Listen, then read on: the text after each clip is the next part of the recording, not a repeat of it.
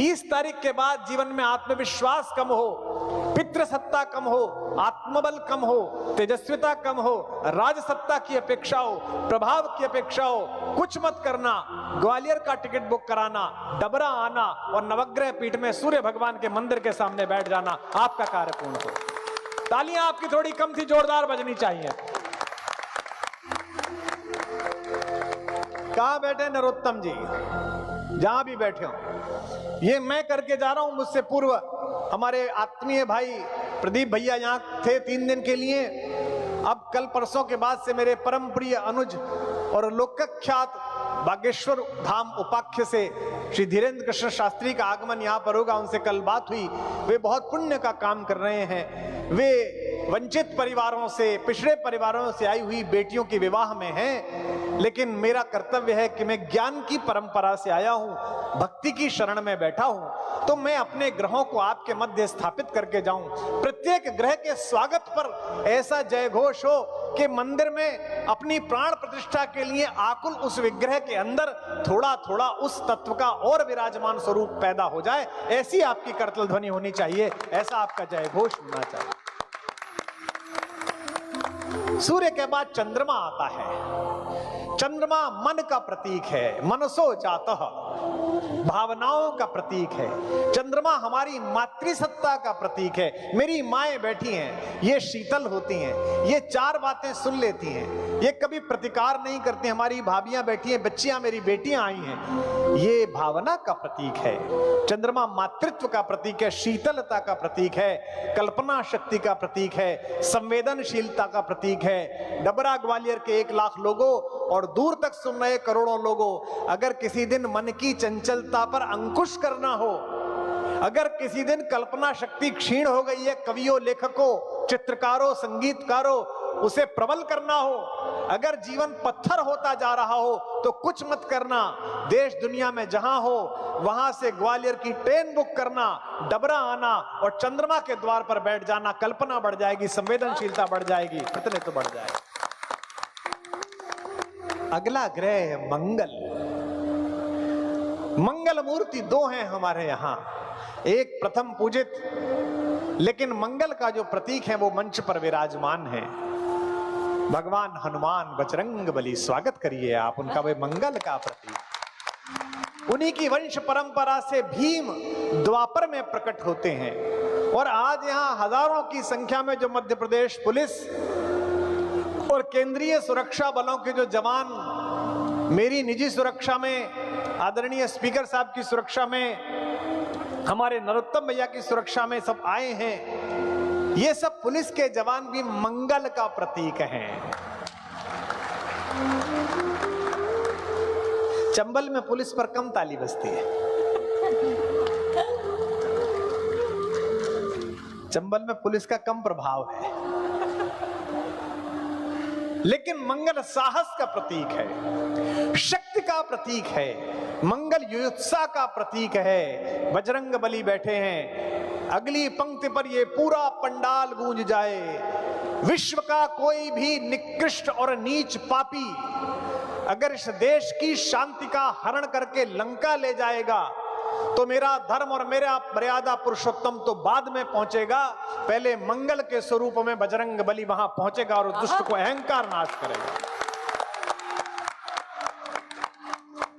मंगल ऊर्जा का प्रतीक है, संघर्षशीलता का प्रतीक है, ये रक्त का प्रतीक है, ये शौर्य का प्रतीक है। और मुझे कहना में कोई संकोच नहीं, पूरे भारत में अगर एक भूमिखंड है जो अपने रक्त संघर्ष के लिए, अपने संकल्प के लिए लड़ जाता है, मिट जाता है, 5-5 पीढ़ी तक संघर्ष जारी रखता है, तो उस एक भूमिखंड का नाम चंबल है। चंबल मंगल की भूमि है। अगले ग्रह पधार रहे हैं, आप सब जानते हैं, बुद्धि के प्रतीक हैं, वाणी के प्रतीक हैं। बुध पधार रहे हैं, भगवान गणपति पधार रहे हैं। वक्रतुंडम महाकाय सूर्यकोटि समप्रभा निर्विघ्नं कुरु मे देव सर्व कार्येषु सर्वदा। बुध भगवान यहां पर हैं।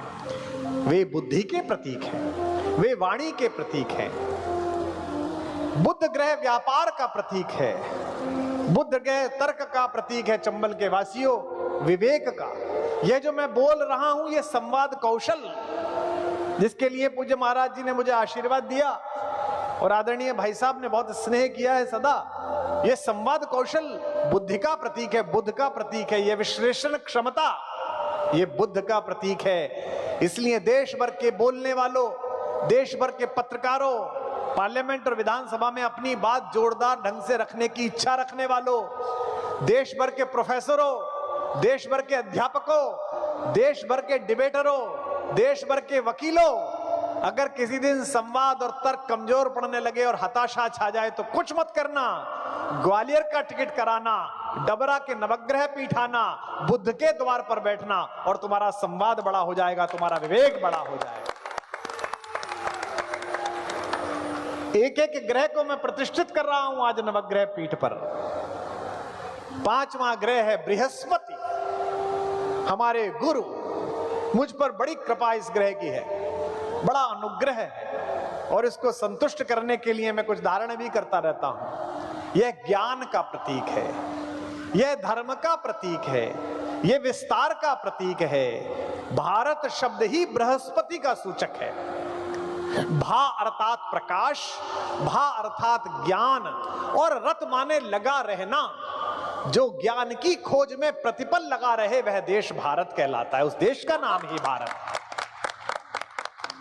बृहस्पति ज्ञान का प्रतीक है, धर्म का प्रतीक है, सद्बुद्धि का और आध्यात्मिकता का प्रतीक है। अगली बात जो नवग्रह पीठ से उतरते समय मेरे कान में नरोत्तम भैया ने बोली वो मैं आपसे कह रहा हूं। देश भर के ज्ञानियों, देश भर के लेखकों, देश भर के प्रवाचकों, देश भर के धर्म के साधु संत कथावाचकों, अगर जीवन में कभी मनोबल क्षीण होने लगे और लगे कि वाक्य सही नहीं निकल रहा, भाषा ठीक नहीं आ रही, उद्धरण याद नहीं आ रहा, मानस की पंक्ति मस्तिष्क से निकल गई, तो पूरे सदन के तालियों के बीच में यह कहना चाहता हूं कुछ मत करना, ग्वालियर का टिकट कराना, डबरा आना और बृहस्पति के द्वार पर बैठना, तो ज्ञान धर्म और विस्तार सब पूरा हो जाए।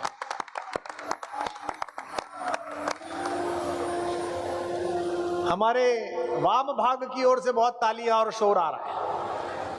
ये मैं पहली बार देख रहा हूं कि देश में कहीं लेफ्ट में से आवाज आ रही है। पूरे सदन से निवेदन है कि जो उत्साह यहां के लेफ्ट में है ऐसा उत्साह आप में दिखना चाहिए। 3 दिन का हमारा संबंध है आपका।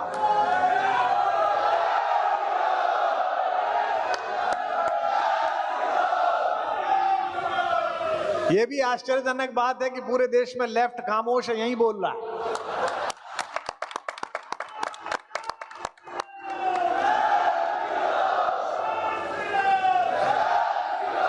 छठा जो ग्रह पधार रहा है आपके प्रांगण में, जो स्थापित हो चुका है, वो है शुक्र।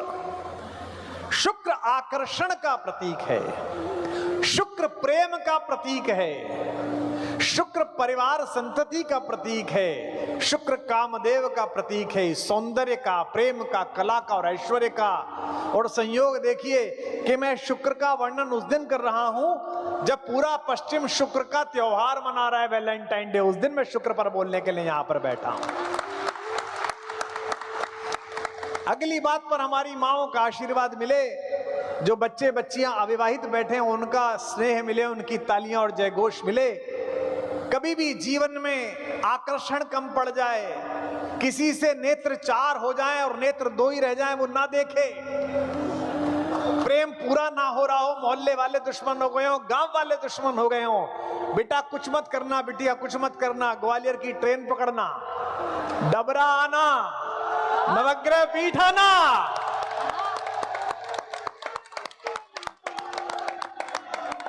और भगवान शुक्र के द्वार पर बैठ जाना कि मुझे पता नहीं है, यही वाली चाहिए तो यही वाली चाहिए, और यही पति चाहिए तो यही पति चाहिए। यह भौतिक सुख आकर्षण और कोई खराब बात नहीं है। भौतिक सुखों में, राजसिकता में रत होना कोई खराब बात नहीं है। 25-25 वर्ष का कार्यकाल है, उसे पूरा कीजिए। मैं 50 में वानप्रस्थ गया था। अभी 2 दिन पूर्व मेरा जन्मदिन था, 10 तारीख को। आज से 6 वर्ष पूर्व जब 50 का पूरा हुआ, उसी दिन वानप्रस्थ में चला गया। अपने आश्रम में कुटीर बनाई, वानप्रस्थ यहां रहेंगे भाई, और जीवन अब पिछली पीढ़ी को दे दिया, वो चला रहे हैं। ये शुक्र से निवृत्त होने का सही समय है, और प्रवृत्त होने का समय तो आपका गृहस्थ आश्रम में है ही। 7वां ग्रह पधार रहा है। इसके विषय में बड़ी धारणाएं गलत हैं। लोग सोचते हैं कि ये ग्रह खराब है। आज मैं यहां से बोल के जाऊंगा, ग्रह खराब नहीं है, उसका अपना अनुशासन है, उसकी अपनी मर्यादा है। वह सप्तम ग्रह है। 7 संख्या शुभ मानी जाती है, 7 का नंबर अच्छा माना जाता है। 7वां ग्रह है शनि। दाती महाराज जिसकी उपासना में रहते हैं, शनि कर्म का प्रतीक है, शनि न्याय का प्रतीक है, शनि धैर्य का प्रतीक है, शनि तप का प्रतीक है। और दोस्तों और चंबल के लोगों, आज जिसके आमंत्रण पर मैं यहां हूं, जो यजमान है हमारा, आपके सबसे लोकप्रिय नेता नरोत्तम मिश्र, वे इस समय इसी दशा में है। कर्म, न्याय, धैर्य और तप, यही शनि है। कर्म प्रवृत्त हैं, धैर्य धरे हुए हैं, तपस्या कर रहे हैं। ये शनि इस कलर का, इस रंग का नहीं था जैसा आज आपको दिखाई देता है। एक हमारे बड़े ऋषि हुए हैं दधीच, आप सब जानते होंगे उनका नाम। वृत्तासुर को मारने के लिए उनकी अस्थियों की आवश्यकता हुई।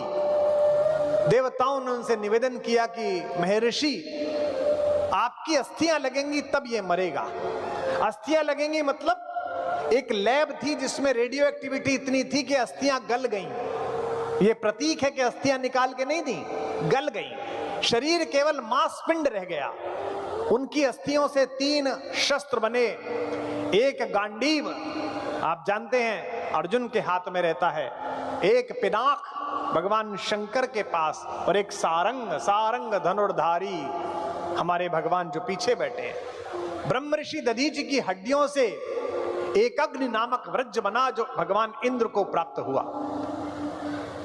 जब भगवान दधीच लोक कल्याण के लिए अपने प्राणों को छोड़ गए तो उनका केवल एक मांस पिंड बचा। वाराणसी में उनका अंतिम संस्कार जब हो रहा था तो उनकी पत्नी उनका वियोग न सह पाई और उसने अपना शरीर उसी चिता में झोंक दिया। लेकिन जब उनका संस्कार हो रहा था उस समय एक 3 वर्ष का छोटा बच्चा भी दधीच को था। उसने, महिला ने, उनकी पत्नी ने, हमारी मां ने उस बच्चे को सामने एक बड़ा पीपल का पेड़ था, उसके कोटर में रख दिया कि अब तू जान और भगवान तुझे जाने। बेटा मैं तो अपने पति के साथ जा रही हूं। पति पत्नी दोनों स्वाहा हो गए। नवग्रह पीठ वालों, एक छोटा बच्चा रह गया पीपल के कोटर में। अकेला बच्चा भूख प्यास से तड़पने लगा।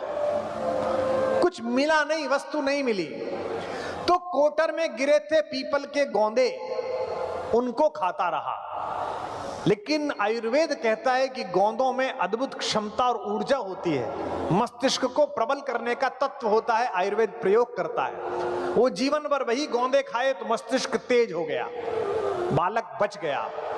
एक दिन देवर्षि नारद वाराणसी गए और उन्होंने पीपल के कोटर में बैठे हुए एक तेजस्वी बच्चे को देखा जो 10 वर्ष का था। नारद ने पूछा कि बालक तुम कौन हो?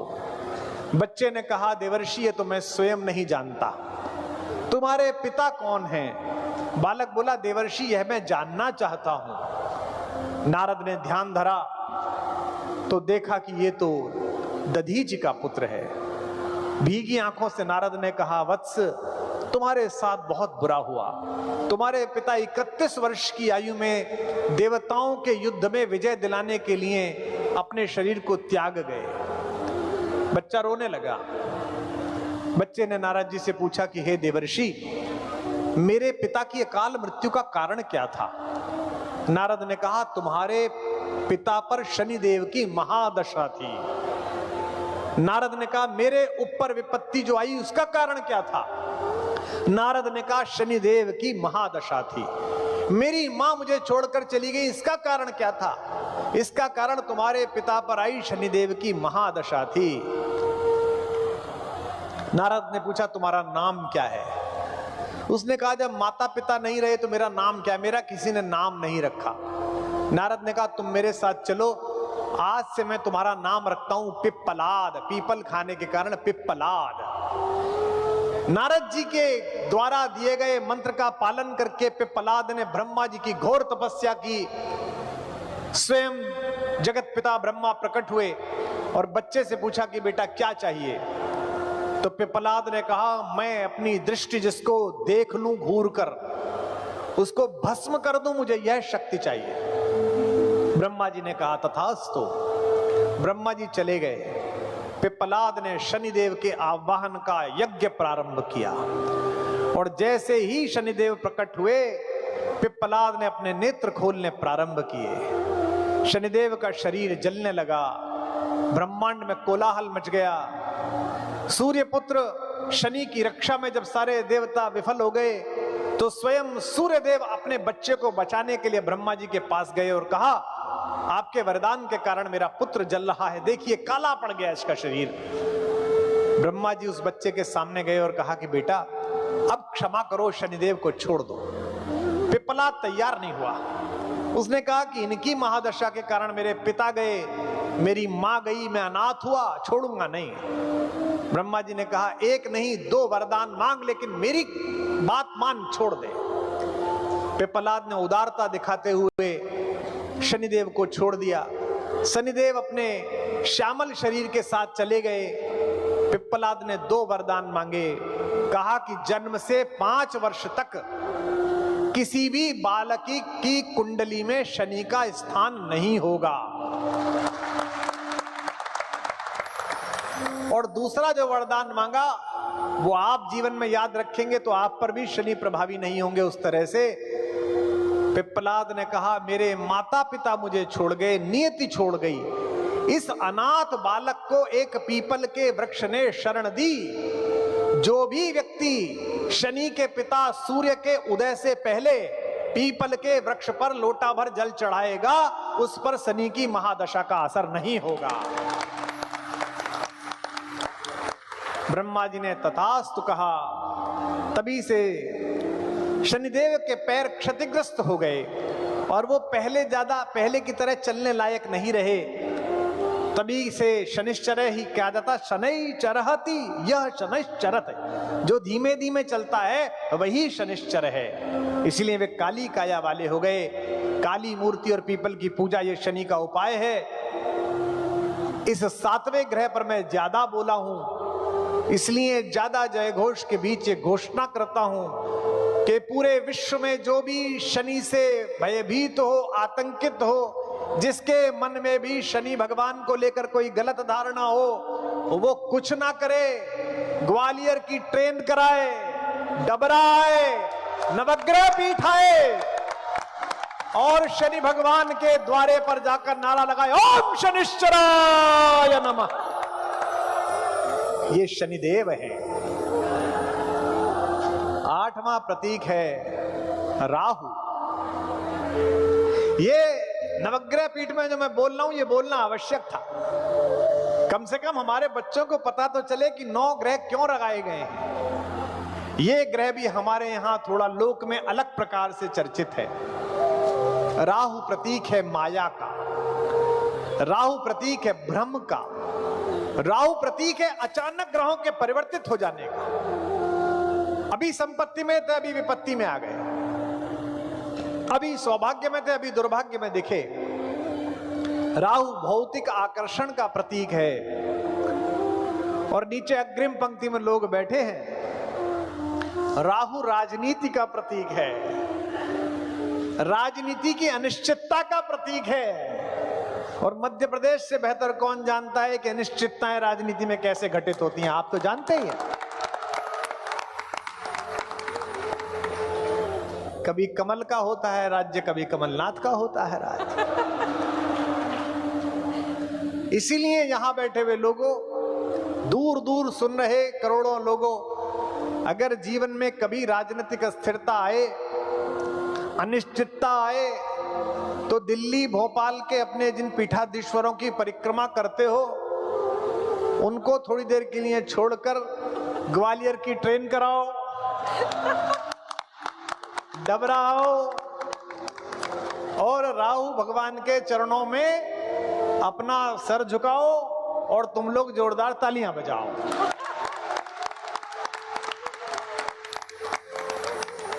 नौवां ग्रह है केतु, केतवे नमः। केतु प्रतीक है उसका जिससे आजकल मैं प्रभावित हूं पिछले 6 वर्षों से। केतु प्रतीक है वैराग्य का। अच्छा लगना बंद हो जाता है, कुछ भी अच्छा नहीं लगता। गाड़ियां घड़ियां, प्रशंसाएं, पुरस्कार, सम्मान, लगता है ठीक है, चलो ठीक है, तुमने धन्यवाद दिया तुम्हारा भी ठीक, तुमने अपमान किया तुम्हारा भी ठीक। केतु प्रतीक है वैराग्य का, केतु प्रतीक है मोक्ष का, केतु प्रतीक है आध्यात्मिकता का, केतु प्रतीक है त्याग का। इसलिए दूर दूर तक सुन रहे लोगों, जब जीवन में वासना बहुत एकाग्रीभूत हो जाए, जीवन में जब आनंद और रस के प्रति बहुत ज्यादा मोह पैदा हो जाए और संकोच हो कि हम कहां पड़े हुए हैं, तब दूर दूर तक सुन रहे लोगों, इस अंतिम ग्रह के स्वागत के लिए मैं पूरे इस डबरा के लाखों लोगों को प्रशस्त करता हूं कि जीवन में अगर आध्यात्मिक उन्नति चाहिए, जीवन में अगर त्याग के भाव को और पुष्ट करना है, तो कुछ मत कीजिए, कहीं दान मत दीजिए, ग्वालियर की ट्रेन पकड़िए, डबरा आइए, नवग्रह पीठ आइए और भगवान केतु को प्रणाम कीजिए। इन 9 के 9 ग्रहों के स्वागत के लिए एक बार सभी लोग